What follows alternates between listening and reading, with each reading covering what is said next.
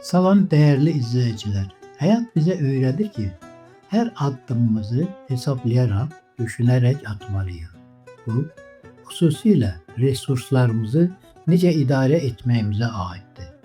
Qədim bir məsəldə deyilir: gündüz şam yandıran, gecə şamsız yatar. Bu sözdə hansı böyük maliyyə dərsi gizlənir? Gündüz şam yandırmaq nə deməkdir? Bu, yersiz, düşünülmemiş ve lazımsız xərclər etməkdir.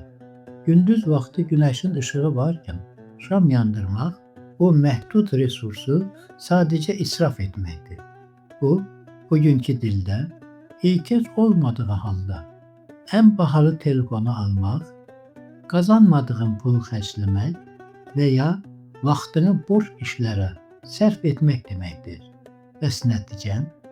Gecə şamsız yatar.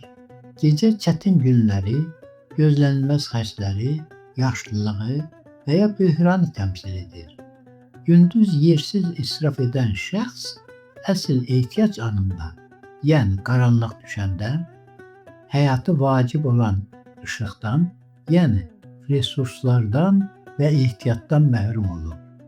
O qaranlıqda qalır, çünki işığı vaxtında qiymətləndirməyib. Bu məsəl təkcə pulla bağlı deyil. Söhbət həm də vaxtdan və enerjidən gedir. Əgər gücünü boş bekar işlərə xərcləsən, əsas hədəfinə çatmağa taqətin qalmayacaq. Vaxtını indi öldürsən, uğur qazanmaq lazım olan o vacib məqamda geridə qalacaqsan. Müdrik insan gündüz şamını söndürür. Yəni o, resurslarını ehtiyatla istifadə edir, qənaət edir və hər bir xərci məqsəd yönlü edir. Bu xəsislik deyil, strateji düşüncədir. Bu böhran zamanı ayaqda qalmaq və yaxşı günlərdə daha da böyümək üçün təməl qaydadır.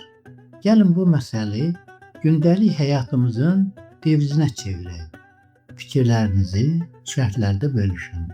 Videonu beğenin ve kanalımıza abone olmayı unutmayın. Sağlıkla kalın.